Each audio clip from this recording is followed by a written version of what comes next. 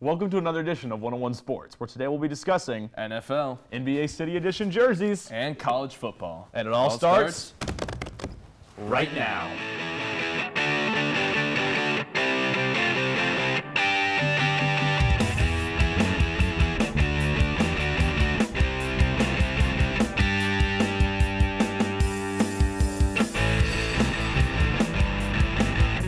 Welcome inside another edition of 101 Sports. We're going to start off with the quick hitters. And Chase, this is a touchy subject for you, as the Fenway Sports Group is making a bid to buy the Pittsburgh Penguins, your favorite team, right? How do you feel about a Boston team owning a Pittsburgh team? It's not right. It's not fair. It's not fair. It's not. I don't know what Mario's doing. I understand they've been looking for a while to sell the team. I hear you. They saved the franchise, drafted Crosby, won us some Stanley Cups. It was beautiful. Beautiful. And I understand it's time to move on, but this is not the way to do it. Nope. Selling to a Boston group. Boston? That's second. If it was a Baltimore team or a Baltimore company, I wouldn't have it. Wouldn't have it. I don't have this either, but not as much as that. But it doesn't make sense. It's not fair. You hate to see it. If you're from Pittsburgh, you don't like this. No, you don't. No. You think the Steelers are going to win the Super Bowl too, don't you? I do too. Yep. But yeah, so Fenway Sports Group, who owns the Red Sox, they own Nesson, they own Liverpool actually, might buy the Penguins. And again, this guy who runs the group, I mean, he's basically ruthless. He goes in, calls the shots. Would you be willing to have him be your owner though, if that meant a few Stanley Cups? I'll take a few more Stanley Cups. Yeah. But also, you got to remember that now we're minority owned by LeBron James, kind of, in a way. You are like inversely owned by LeBron James. Exactly. He will own a stake in the Pittsburgh Penguins. Which, next to a Stanley Cup, that might be the coolest thing, a part of this deal. And it's not final yet, but it's pretty much final. It looks like it's going to happen. Yeah. But also, what has already happened is the Mets, not the Nets, the Mets are moving on, getting a GM. Billy Epler hired from the LA Angels to be their GM and basically clean up house. Yep, it's a 4-year deal, and he might need more than that to clean this up. He's got a lot to do, and the Mets don't have a great history with GM, so I don't know how long he'll stick around. But Epler's made a few good moves in his past when he's in charge, but it's never led to winning, and that's what the Mets kind of need. But he's got a lot to do. He's got to hire a new manager, fill out an entire coaching staff, address a farm system that's lost several prospects and major trades over the past couple seasons, a ton of free agents to decide on, and then you got this lockout to look out for. So he's got a big task ahead of him. We'll see if he can do it. And I mean, what we're going to allude to later is Mlb Free Agency with Noah Syndergaard, him leaving, going to the Angels, which is kind of ironic for $21 million. But, I mean, Billy Epler, he's got his work cut out for him. He never really had a ton of success with the Angels. I mean, he basically gave Mike Trout the franchise and signed him to a humongous deal. He also was there when Pujols, got that mega deal. And so, again, the New York Mets, one of the most demanding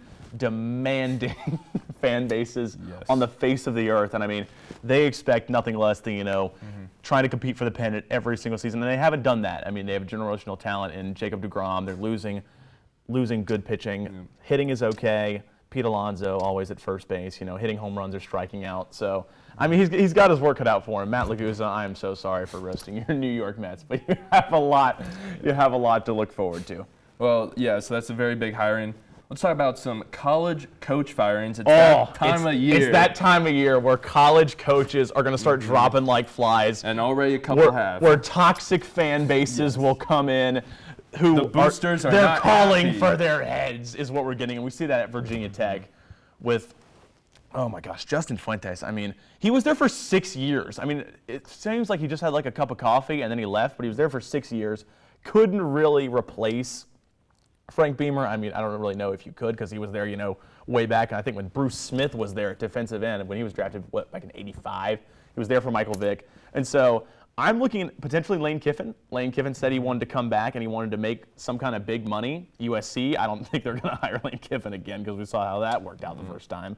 So I don't think he's going to USC. He might go to Virginia Tech. They're going to pay him some kind of big money because Virginia Tech is a die-hard football school, despite what Mike Young has done in the basketball program. But also, Looking at potentially Miami, University of Miami Hurricanes. They haven't been good the last few years. I think Diaz might be gone as well. And again, these are just big jobs with very demanding fan bases, but they're very deep in their pockets with money. So you never know. A lot of spots to fill and a couple more spots to open up coming down the stretch. And we also have had a couple moves in MLB free agency. Only a couple so far, but what do you think of them? So the hot stove has really opened up for the MLB. I mean, we're basically seeing pitchers. It's basically all pitchers at this point. I mean, as I mentioned just about a minute ago, Noah Syndergaard getting a $21 million deal for 1 year with the LA Angels. The Blue Jays really re-signing Jose Berrios, which I'm a big fan of. I mean, he's a very good pitcher. Brought him over from the Twins this season. 7 years, $131 million. That's going to be a very good deal for them.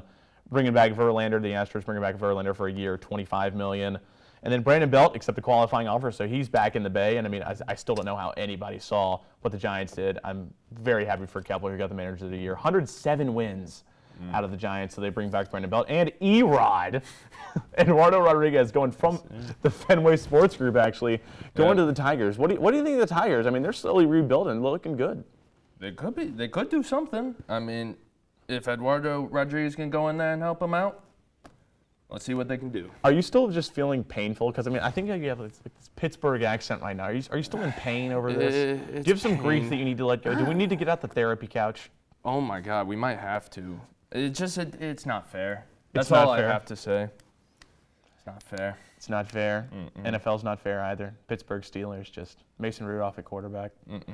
As you can probably tell, I really like winding this dude up. And that'll do it for the quick hitters, and we are going to go over to Sam, Matt Laguza, and Chase talking about some NFL midseason awards.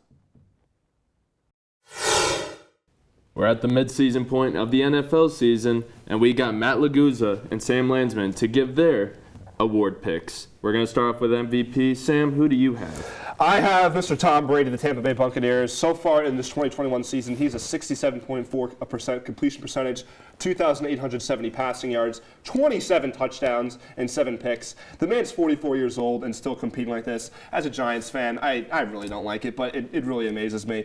And yes, I understand that there have been some losing troubles as of recently. They've lost back-to-back games to the Washington football team and the New Orleans Saints, and he's thrown 4 picks in those 2 games. But honestly here, guys, let's be real here. It's Tom Brady. He's going to make a way comeback. He's going to rebound. Like, he does it. Like, everyone goes through rust patches, like as we saw recently with Patrick Mahomes. He was struggling, then he came back out on Sunday Night Football and dropped 406 yards and 5 touchdowns. I don't want to say it, but I'm not going to be shocked when Tom comes back and plays out of his mind. What do you think? No, it's got to be Matt Stafford. Come on. He's the only quarterback that's eclipsed the 3,000-yard passing mark already this season. He has been outstanding. He's top 10 in completion percentage. He's top of the league in QBR. He has been outstanding. He's exactly what the Rams needed.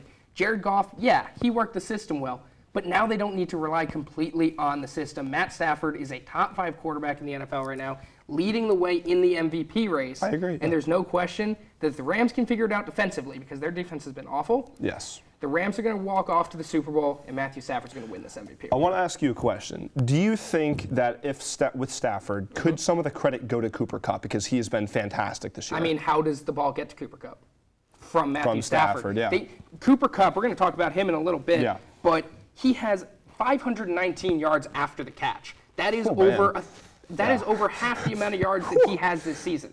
So, yes, Cooper Kupp has been amazing, and he has been great after the catch as well. Someone's got to get him the ball, and Matthew Stafford's been that guy. Yeah, that's very fair. Honestly, I think it's going to be a toss-up to see how it goes down the stretch. I think Brady is going to make a big bounce back and he's going to play well. It wouldn't be surprising to me if Stafford came away with the MVP, though, for sure. All right, well, we got 2 vets at the top of the MVP race, but now let's talk about some rookies.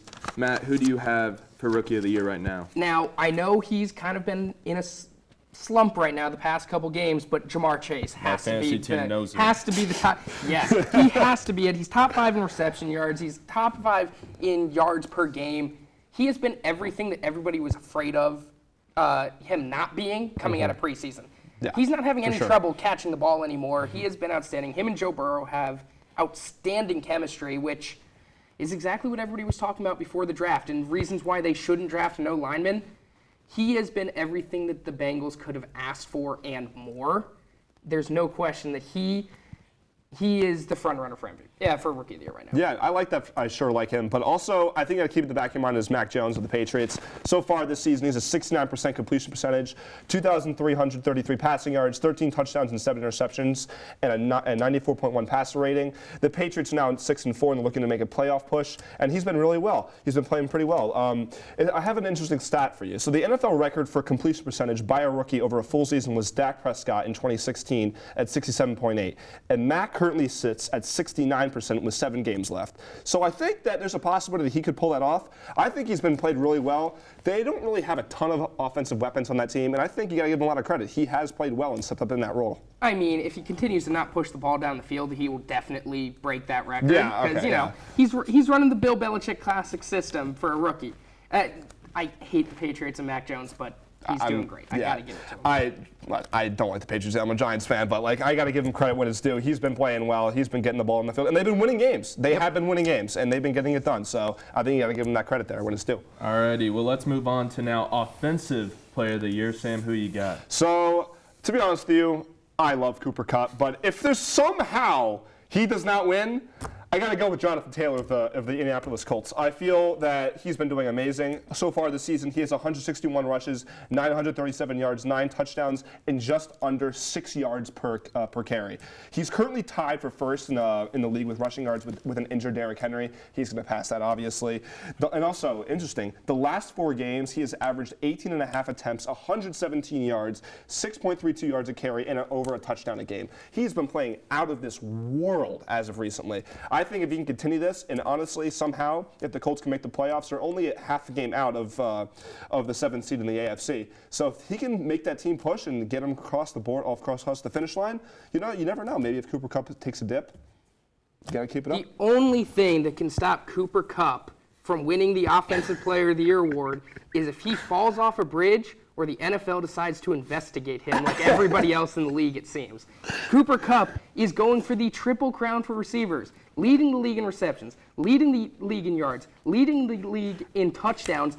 Every single statistical category that matters, he is leading the league, or at least top 5. You can. Cooper Kupp has been doing everything. He is a historically amazing season. He could get to the 2,000-yard reception, 2,000-yard place by the end of the season. Yeah. There's no question Cooper Kupp is the Offensive Player of the Year. Something crazy has to happen for him not to win that award. Yeah, no, I completely agree with you. That man has been carrying my fantasy football team. Let me tell you, he is out of this world. I think it's almost a lock for him. Unless he gets injured somehow and Jonathan Taylor just plays amazingly, then maybe him. But yeah, all right, well, we got our picks for Offensive Player of the Year. Let's switch sides of the ball. Let's go defense. Matt, who you got? This is an extremely tight race, and this is going to come down to the last day of the season. Right now, I've got TJ Watt of the Steelers. Yeah. He has 12.5 sacks so far in the season. He's got 13 tackles for a loss. He has been outstanding for the Steelers. Now, he's missed 1 game so far this season, and he could miss another this week due to a hip injury,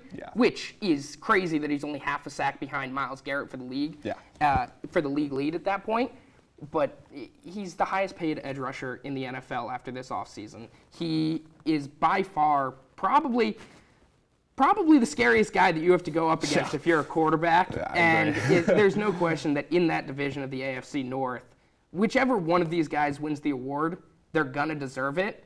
But right now, I think TJ's got the edge right now. Yeah, I'm going to stick in the AFC North. I'm going to go with Myles Garrett. He has a lead leading 13 sacks, 13 tackles for losses, and 24 QB hits.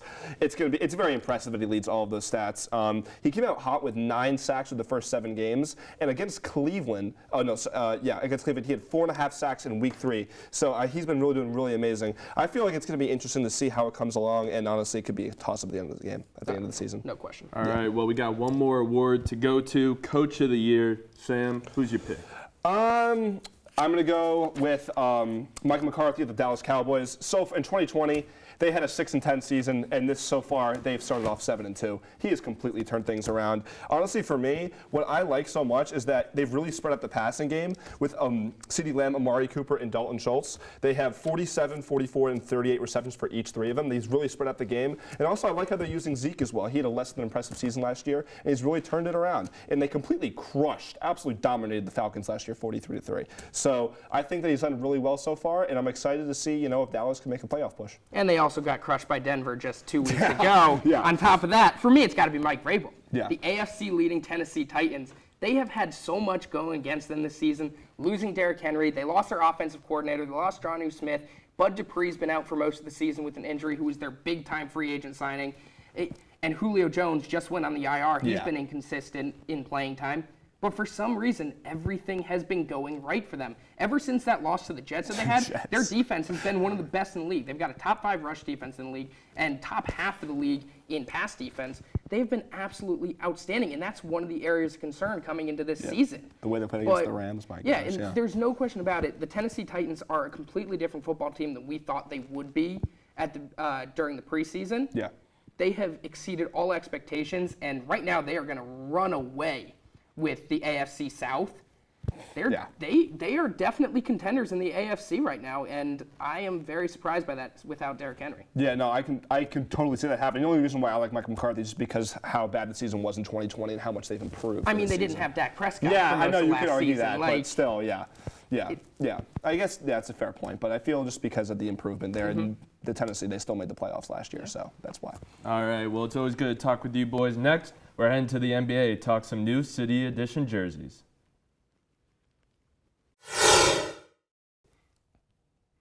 It's Fashion Week here on 101 Sports as we're going to be discussing NBA City Edition jerseys. As you can tell, we're all decked out in our jerseys. Who you repping? Boobie Gibson. Boobie Gibson, throwback Cavs. Who you got? Joel Embiid. Trust in the process, and as always, Devin Booker, winners of 10 games in a row. If you guys didn't see that, NBA City Edition jerseys released earlier this week. And so we're going to start with our bottom. We've got a top 3, we've got a bottom 3, and we've got an underrated. And so I'm going to go to you since you're very dedicated with this jersey setup. Kind of missed the dress code, but my bottom is definitely the Miami jersey. It's trying to look like a note of some sort and just cut up letters put together. And I like some of the aspects. Like I like the use of the first letter M from their orange and pink jerseys. I love that jersey. And this whole concept was, like, for all the jerseys, was mixtape and taking the best elements of your jersey history. And it did that, but in the worst possible way. The Miami jersey is ugly. It's terrible. It looks like a kid put it together. Haters. Like, it's just, like you said, mismatch, like newspaper cutouts. I get what they were going for. The concept's cool. Yeah. I give the concept credit. The court, sick. Yeah. We're talking about the jersey Court is here. sick. And the jersey is ugly. I will say one thing, the Heat logo on the bottom of the corner of the shorts are really great, where it incorporates all the colors, the Vice colors, into the Heat logo. Oh, the logo looks sick too. Yeah. It's just the jersey. So the concept is sick, the court is sick, and the logo is sick. It's just, no. All those parts are cool. Separate. But when you place them all in the same thing, you get that. Well, you guys mess. are just clearly haters, because I'm just going to give away my number one. It was the Miami Heat. That was my number one jersey. You know why? Because it's freaking cool. Because what jersey is like that combines the hit? Cavs jersey last year. Get out of here. Just because it's different doesn't mean it's different. good. It's different. They changed it up, and they're combining every part of their history that started back in 1989. You have something like with the Cavs, they did a throwback. Everything is like an homage to a jersey of the team's history, but the Miami Heat said, screw that. I'm going to incorporate every part of it. I'm not. You're just haters. I'm not hating on the concept. You're talking about the concept. So the actual jersey looks terrible. That looks fantastic. It's a great jersey. And my other, I'll change the subject. My other bad ones is the Charlotte Hornets. Terrible. Definitely agree. Gradient doesn't work on NBA jerseys. It just doesn't. The honeycombs to like the colors are sick, but it just doesn't look well. And then my least favorite is the Washington Wizards little stripe. I like, again, I like an aspect of it. I like the colors. Yeah. It's just the 2 stripes. It doesn't do it for me. Yeah, like you either got to go full stripes or you can't finish halfway. But it's like an homage to the Washington Bullets, though, you know, when they were actually good. Yeah, but just because it's a homage doesn't make it good. One more bad one I'll add is the Chicago Bulls. It's just a little, there's some pet peeve for me. The Chicago lettering is way too high. I would give you that. It is so spaced out and it just does not make any sense. One more that I just find really weird, they could have made better, the Toronto Raptors, where it takes one of the best jerseys in NBA history and they just ruin it by trying to throw in the OVO aspect and the Drake black aspect. And gold. Yeah, and then I like how they put the North logo jersey with 19 as the number. I think that's a cool aspect. Shows their 2019 championship. I think that's really cool, but they just butchered an amazing jersey. Okay, so we started from the bottom, and now we're here at the top of our lists. Sorry for that, by the way. So top 3, as you guys already know, the Miami Heat logo is my number 1, sadly. I don't understand. Who's you guys' number 1 jerseys? So my number 1, I'm wearing the jersey right now. Cleveland Cavaliers, throwing it back to the 70s with Mlb Free type of jersey. Just so many cool aspects. They've got the numbers from the early 90s, and it's a great way of combining all their aspects of their jerseys. One touch I love is it shows how many wins or which games the Cavs won in the 2016 NBA Finals. That was sick. Just a nice touch for the Golden State Warriors right there. A little salt in the wound. All right, well, I do really like the Cavs jerseys. My favorite part is actually like the little parts around the arms. But my picks, I'm going to have to go with the Detroit Pistons, who finally got a good jersey. And then my top 2, which I really, really, really like, the Atlanta Hawks with the yellow and the hawk across the front. Looks amazing. And then my number 1 is going to have to be the Houston Rockets. The colors are sick. The pinstripes are sick. I wish they would go all the way through the logo. Kind of cuts off there around the logo. Yeah. But still an amazing jersey. That's going to have to be my top 3. Yeah. Okay, so go ahead.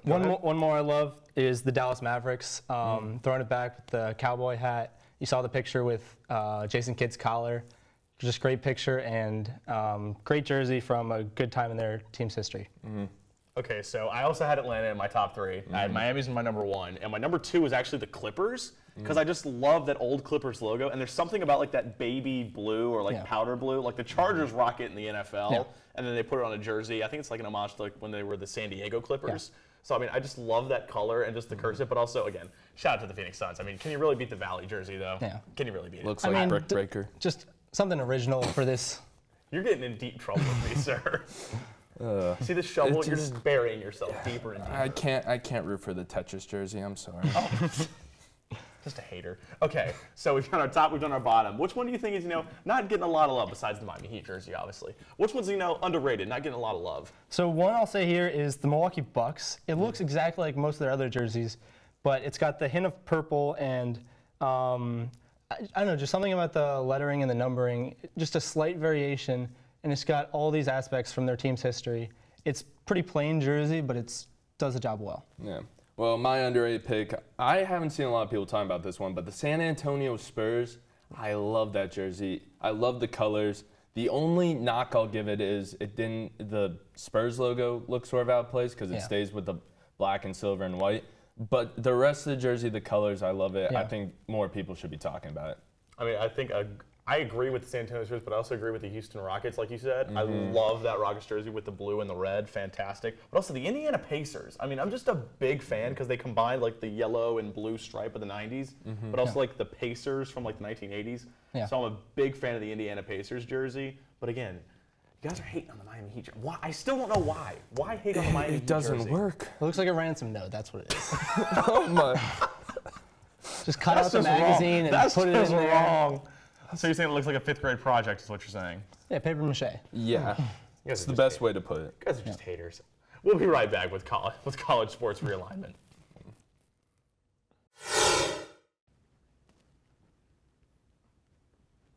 More than 15 schools have declared they're switching conferences, beginning with OU and Texas earlier this year. To break it all down, Colby Cook and Tobias Coker at the BAM. Go for it, guys. So Tobias, I got a question for you, brother. What in the world do you think of all these moves? I mean, Obviously, this is mostly money related, but what are you thinking about all of this transaction of schools between conferences? So, I mean, I think it's good for the smaller schools like JMU. They're going to move up. They've kind of dominated the CAA in football for a little bit. But, for example, Oklahoma and Texas going to the SEC, I think that's going to be helpful for their basketball programs. Texas, they lost to Kansas last week. They're not a good football school. They're going to get smoked in the SEC. It's not going to go well for them. But I think these other moves, Liberty, I like that move for football. They had a good team. And I like the moves for the rest of the schools. And what are you thinking about the American? Now, most of these schools from the American, actually all of these schools came from Conference USA. This is going to be a big jump for them from kind of that fringe, group of 5 conference to arguably, a Power 6. So what do you think about this group from the Conference USA going to the American? So for basketball, at least I can speak more about that. I would say it's good for the schools because they have a higher chance to get an at-large bid to the March Madness, because in Conference USA, it was much harder to get an at-large. You pretty much had to win your conference tournament to get in, just because you weren't having a great strength of schedule. And just taking a look quickly at the Big 12, I mean, obviously the Big 12 has to reload. You lose 2 of your big guns like OU and Texas, you're going to have to reload. And quite honestly, there weren't a lot of places they could go.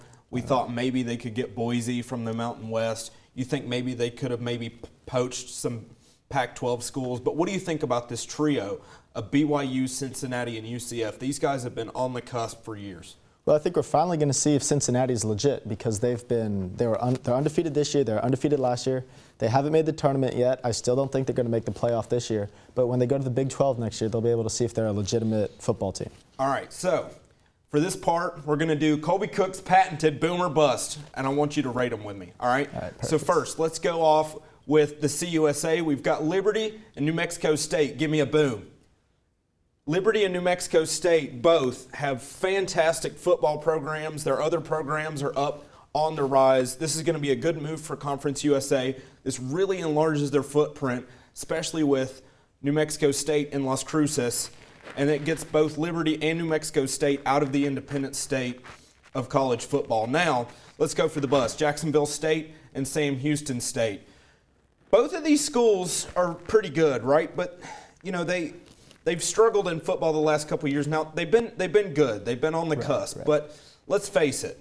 Are they Conference USA ready? Maybe not. Jacksonville State and Sam Houston State both have been pretty good in terms of the FCS production. But when you move up to FBS, that's a big jump, and I think they'll struggle. What do you think? Well, I mean, Jacksonville State beat Florida State earlier this year in football, so I want to see, that's probably just a fluke, but maybe they'll be able to hold their own in Conference USA. All right, going to the Big 12. Give me the trio of BYU, Cincinnati, and Central Florida. That's a big boom. All of these schools are very good mid-major schools. They've all got a great geographic footprint. This fits right in with the Big 12. This actually pushes them a little bit eastward, all the way to Florida now. This increases their footprint. And a basketball move specifically, these schools are going to shine. Also, Cincinnati and BYU, also UCF a few years ago, fantastic football programs. I think all 3 of these are booms. Now let's head to the American. All of these schools have moved from the CUSA. That's why we see some CUSA shuffling up there. Give me a boom. All of these schools, while granted some football programs are better than others, have been really good over the last couple of years. UTSA is going off on a tear this year. The Roadrunners are being absolutely fantastic. And the American is gaining some great teams. Yes, they're going to lose a lot in BYU, Cincinnati, and UCF, but they picked a pretty good group of teams to help cut up the slack. What do you think? I mean, I know for sure the University of North Texas Mean Green, they have a really good basketball program. They won a game last year in the tournament, and I think the move to the American is just going to help bolster them. So the Sun Belt, James Madison. Let's give me a boom. James Madison, I feel for them because they're in the Colonial especially, right? But I feel like their sports like lacrosse, for example, are going to suffer. They're kind of second-tier sports. Their football team is really good, obviously.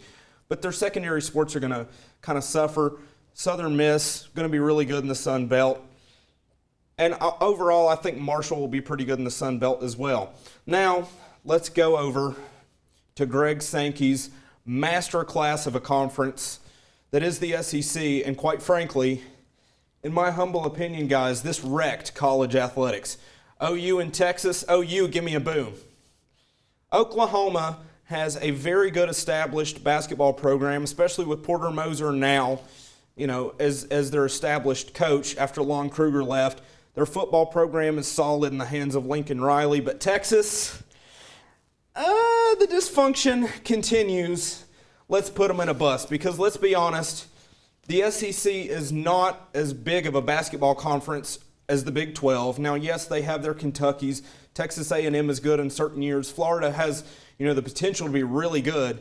But Texas, let's face it, their programs are inconsistent at best. Their football team is a hot mess. Steve Sarkisian is looking like a deer in the headlights at Texas. What do you think? So I think football-wise, it's a terrible move for Texas. But in terms of basketball, I think they got a good coach in Chris Beard. I think they're going to be able to compete in the SEC. But football-wise, they're just going to get smoked every week. And my honorable mentions, I had to throw these in here because why not? I'm a basketball guy. But my honorable mentions, Belmont is going from the Ohio Valley to the Missouri Valley. I think that's a really good move. That increases their kind of footprint. And Loyola Chicago, the big move going to the A-10. That is a fantastic move, in my opinion, for Loyola Chicago. The Ramblers have a great head coach in Drew Valentine. He was the youngest head coach when he was hired in Division I basketball at 29. And he's learned under Porter Moser for years. Sister Jean, he knows the deal. He knows what it takes to win. What do you think? Yeah, I think the A-10 actually has some really underrated basketball coaches. They got Kim English at George Mason. He's really, really good. They got Mark Schmidt at St. Bonaventure, who is a top 25 team in the country without a doubt. So I think the A-10's got some really good basketball now. The Bonnies are loaded, like you mentioned. Kim English used to be a coach at Missouri. Mm-hmm. And like you said, the A-10 absolutely loaded. Bob McKillop at Davidson. He's been there forever and is an absolute legend. Dayton almost made it to the Final Four in the COVID-canceled season. Right, I think it should be a good move. Yeah, they got a good basketball team down there. So that'll do it for our boom or bust of the conference realignment here on the BAM. Yeah, Oklahoma and Texas. I'm not seeing it. It's going to be a couple years, but I think Colby said it best. That's going to pretty much ruin college athletics. But that's going to do it here for this special with Mr. Cook and Mr. Coker over on the BAM. We'll be right back with more one-on-one. Thank you for watching this edition of One Sports. Make sure to follow us on Twitter, Instagram, and subscribe to our YouTube channel and hit that bell for notifications. Until next time, whose side are you on? Let's get a good throw. Oh, yes. That was a good one.